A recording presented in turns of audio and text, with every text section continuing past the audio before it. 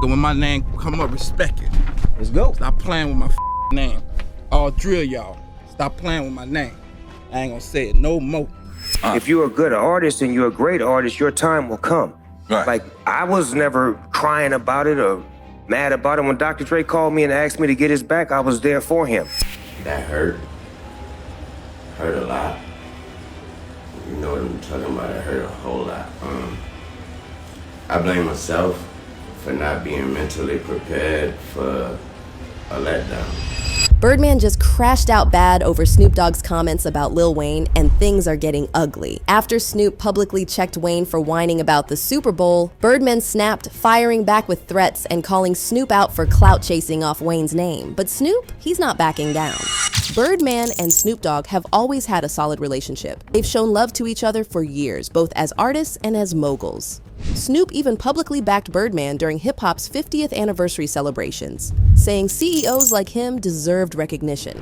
As Birdman called out the industry for focusing only on legendary artists during hip-hop's 50th anniversary, Snoop jumped in the comments, backing him up with a simple but solid, "Facts, great work, 'cause you and Slim did that."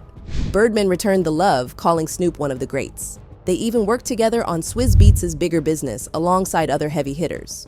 Both of them have made the transition from artists to bosses. Snoop now owns Death Row Records, and Birdman co-founded Cash Money. They were even supposed to do a reality show together called Music Moguls back in 2015. So seeing Birdman come at Snoop the way he did, big surprise. How did things go so wrong between them? It all started with an announcement that should have been cause for celebration. Kendrick Lamar was officially chosen to headline the 2025 Super Bowl halftime show in New Orleans. For most artists, this is the pinnacle of a career. 12 minutes on the biggest stage in entertainment, a platform that has the potential to introduce their music to hundreds of millions of viewers worldwide. But for Lil Wayne, this announcement hit differently. Now, if there's one thing to know about Wayne, it's that he reps New Orleans harder than anyone. Think about this for a second. Lil Wayne, headline Super Bowl in New Orleans. How badly do you want to hear those words? Just as bad as I wanted to see my name at the top of that list when I was that whatever age it was, and I would bust into the office and get that Billboard magazine. This has nothing to do with, and that's so crazy, that it has nothing to do with the sport as an artist. You perform for the what? Yeah, right. Excuse me. You know what I mean? Like, what? Yeah. Like, going to a Super Bowl before and Yeah. watching the halftime show. It's nothing like it. And wishing, you know, like, when you see the artist, you be like, I know they could have sung the song that I was featured on. I'm featured on. And when he found out the Super Bowl was happening in his city and he wasn't the one headlining, it broke him, literally. Wayne went on Instagram and poured his heart out, calling it his ultimate dream and saying he wasn't mentally prepared for the letdown. That hurt. Hurt a lot. You know what I'm talking about? It hurt a whole lot. I blame myself for not being mentally prepared for a letdown. He even blamed himself. For just automatically mentally putting myself in that position like somebody told me that was my position.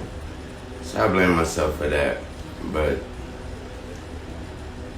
I thought that was nothing, you know, I thought that was nothing better than that spot and that stage and that platform in my city. And so it hurt. It hurt a whole lot. This wasn't just another gig to him. This was supposed to be his moment. He felt overlooked, straight up devastated, and the whole world watched him process it in real time. At first, the conversation was centered on Wayne's disappointment, with fans debating whether he deserved the spot over Kendrick. And when he hit the stage at his festival, he made it clear the wound was deep. I did the same when I moved to Miami, and I was wishing my team make it, and guess who made it that year? The Saints. I was able to give my mama that sweet. She was able to bring my family and other people from New Orleans, and they had a ball. That moment I said to myself, I want to be on stage for the Super Bowl one day in front of my mom. And I worked my ass off to get that position, and it was ripped away from me. But instead of dwelling on what could have been, he flipped it and reminded everyone that he still had the city on lock. But this moment right here, they can't take that, man. They can't take that from me. In another interview on the Skip Bayless show, he revealed how he got over it. doing talking to people that matter, talking to people that care about me. They telling me things that, telling me the truth, telling me the facts, and dealing with living, accepting the facts, embracing the facts, and moving on. And then, just when you think the situation might simmer down, Snoop Dogg decided to weigh in. And y'all know Uncle Snoop, he's got zero filter. During an appearance on Drink Champs, Snoop was asked about Wayne's emotional reaction, and he did not hold back. He made it clear that he had no sympathy for Wayne's disappointment. We need to think about is that before Jay-Z got control of the Super Bowl, wasn't no performing. So let's go back to the essence of the beginning of he's creating a wave of artists to have an opportunity to perform. If you're a good artist and you're a great artist, your time will come. Right. Like, I was never crying about it or mad about it. When Dr. Dre called me and asked me to get his back, I was there for him. According to Snoop, Wayne should just be grateful that the culture is being represented at all. I was supposed to be there. I was, in demand to be there. This is a big event. People looking at everything when they pick the person to perform. You should just be honored that, hip-hop is being able to be seen on that platform for all of us and not hate on the next man, but be happy. Snoop didn't name drop Wayne directly, but everyone knew who he was talking about. And while some fans agreed with him, saying that Wayne needed to toughen up, others saw this as outright disrespect. One even said, "I know Snoop not telling anyone to stop crying when he was literally jealous of Tupac. Man, relax." Another said, "Snoop popping up everywhere talking about this same situation again. Unk, easy for you to say when Dre and M gave you the decency to be a part of something great. If you wasn't invited to hit the stage, you would have definitely been in your feels as well." Then on the Nightcap podcast with Shannon Sharp, Snoop repeated the same thing. Really have no opinion, but what I do want to say is that just remember what the NFL was 15 years ago when it comes to hip-hop. How many hip-hop artists was able to grace that stage 15 years ago? So I understand both sides of the coin, and I understand how people feel. I have no answer, no opinion, because I had the opportunity to get up there via Dr. Dre. I didn't do any Snoop Dogg songs. I was up there helping Dr. Dre, and it became a great moment for all of us. So anytime anybody can get on that Super Bowl stage, remember this. It's a 12, 13-minute performance, and you're not getting paid. So it's more or less you have to spend money to upgrade your show to make it mass appealing for the audience that's home watching. But he did make his respect for Wayne clear. At the same time, Lil Wayne is the GOAT of New Orleans rap. Remember, I was at No Limit Records for 3 years, and I watched his whole career come to life and then watched them become the biggest. I watched him get bigger than me. You feel what I'm saying? And I was gigantic at the time, and I love seeing his growth. And me and Wayne is family to this day. Me and Kendrick is family to this day. And me and Jay-Z and me and Roger Goodell. So I don't know who is the decision maker. All I know is that I'll be home watching the Super Bowl. And when the halftime show come on, I'll be watching that as well.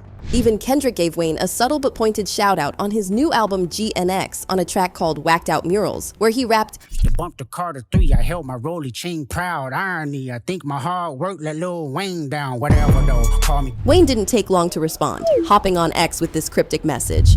"I'd just be chillin' and they still come for my head. Let's not take kindness for weakness. Let this giant sleep. I beg you all. No one really wants destruction, not even me, but I shall destroy if disturbed. On me, love." It didn't take long for Birdman to step in either. If there's one thing that's remained constant over the decades, it's that Birdman does not play about Lil Wayne. Their relationship has been compared to a father and son dynamic, and while they've had their fair share of public fallouts, including a massive legal battle, Birdman has always made it clear that he will defend Wayne at all costs. So when he heard Snoop's remarks, he snapped.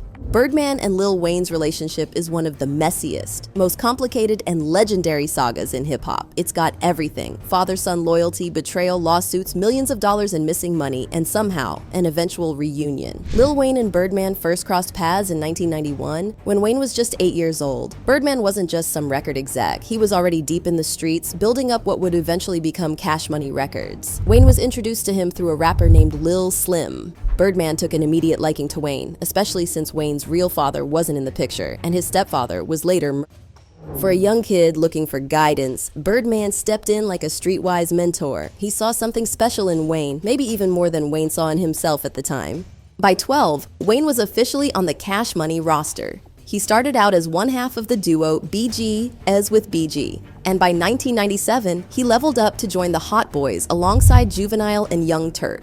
But while the crew was making noise, tragedy struck. Wayne's stepfather, Rabbit, the man he looked up to as his real dad, was killed. That only pushed Wayne and Birdman even closer, with Birdman fully stepping into the father figure role. By the time Wayne was 15, Birdman wasn't just his mentor, he was his daddy in the rap game, and they let the world know it. But that bond came with some eyebrow-raising moments, the most infamous being that 2006 photo of Birdman and Wayne kissing on the lips. Birdman defended it, saying Wayne was like a son to him. That's my son, you hear me? If he was right here, I'd kiss him again. You hear my daughter, I kiss my other son. I mean, you got children? I haven't, I shoot blanks. All right, well, if you got a child, you understand. Wayne's career skyrocketed in the early 2000s. By 2003, he was big enough to launch his own label, Young Money, under the Cash Money umbrella. The deal? Wayne owned 49%, but Birdman and Cash Money controlled 51%, meaning Birdman was still the boss when it came to Young Money's finances. And at first, things were smooth. Wayne had loyalty to Birdman, and Birdman had full control over the empire. But by 2005, Wayne started feeling the itch to leave. He was the last original Cash Money artist standing after Juvenile, BG, and Turk all bounced due to money issues. Wayne was the biggest thing in rap at that point, and Jay-Z even tried to recruit him to Rockefeller. But when Hav reportedly only offered him $175,000, Wayne laughed it off and stayed put, especially after Birdman sweetened his contract. Then things started getting shaky. For years, whispers of Cash Money not paying artists properly had been floating around, but Wayne never spoke on it. That changed in 2014 when he publicly snapped. After Cash Money repeatedly delayed his highly anticipated album Thought Carter 5, Wayne hit Twitter and made it known he wanted off the label. By January 2015, Wayne made it official. He sued Birdman and Cash Money for $51 million, claiming they owed him money from album sales, Young Money profits, and advances that never came through. It was war. Wayne started taking shots at Birdman in his music, openly dissing him in a Young Money cypher. Then things got really dark. In April 2015, Wayne's tour bus was shot up in Atlanta. The suspect? A man named Jimmy Carlton Winfrey, who had ties to Young Thug. The speculation was that Birdman had something to do with it. Birdman denied it all, but the timing was too suspect. The streets were talking, and even people who weren't fans of Wayne could tell there was real bad blood here. But just when it seemed like there was no turning back, Birdman started softening up. In January 2016, they were spotted together at Drake's New Year's Eve party. A few weeks later, they were partying at a Miami club. The lawsuit was still ongoing, but Birdman was clearly trying to mend fences. Wayne, however, wasn't going for it. By September, he went on TV and said he would never work with Birdman again unless he got what he was owed. For years, Thought Carter 5 was held hostage. Birdman kept promising it would drop, but nothing happened. It wasn't until June 2018, 3 whole years after Wayne sued, that he was finally released from his Cash Money contract in a multi-million-dollar settlement. He got his freedom and a lump sum of money, rumored to be around $10 million. Then came the final act of this drama, Birdman's public apology. At Wayne's Lil Louisiana Fest in August 2018, Birdman got on stage and apologized. That's why even after all that drama, he's still standing by his side. And when Birdman's mad, he doesn't do long-winded think pieces. He gets straight to the point. He kept it short and very bitter, writing, "Hottin' for real." He accused him of using Wayne's name for clout, implying that Snoop was only commenting on the situation to keep himself relevant. In a tweet he wrote, "Ninjas jump on these podcast interviews speaking about another ninja. WTF is wrong with y'all? You got nothing doing with your life?" Wayne never mentioned none of you ninjas. Y'all started mentioning him for clout. He made it clear that Wayne had never spoken ill of Snoop, and for Snoop to be making comments about him unprovoked was nothing short of disrespectful. Birdman rarely speaks on industry drama, but when he does, it means something. This was a message to Snoop, loud and clear: keep Wayne's name out of your mouth. Fans are convinced Kendrick Lamar played a way bigger role in all this than people realize. This wasn't just some random Super Bowl pick. Kendrick was chosen, and that choice came at Wayne's expense. And if there's one thing K-Dot is known for, it's moving strategically in the rap game. But let's be real, this drama isn't just about Wayne, Snoop, and Birdman. This is hip-hop politics at its finest. The Super Bowl halftime show isn't just any gig, it's the stage. And guess who's pulling the strings? Rock Nation. Yep, that means Jay-Z had a major say in who got the spot. Wayne and Hav have had a complicated history. Remember when Wayne almost signed to Rockefeller in the early 2000s? While they've technically made peace, you gotta wonder, did that past tension cost Wayne this opportunity, or did Kendrick just outplay him? Birdman's frustration wasn't just about Snoop, it was about who really runs hip-hop. And now, everyone's watching Wayne. Is he gonna let this go, or is he coming back stronger? One thing we do know, They Carter 6 is on the way and Wayne says it's done. So if he's got something to say, we're about to hear all of it. One thing's for sure, this Birdman versus Snoop situation isn't dying down anytime soon. Whether this turns into a full-on beef or just fades into the background, it's already got everyone talking about the real power moves in hip-hop. Did Snoop just speak the truth, or did he low-key throw shade where it wasn't needed? And is Birdman really about to let this slide, or are we about to see another legendary industry standoff? Either way, the damage is done, the tension is real, and the streets are locked in. Birdman crashed out over Wayne, Snoop clapped back, and now we're just waiting to see who takes the next shot. If you're here for the real tea on exclusive hip-hop drama, stick around, because this story is just getting started. Watch the next video for even more tea.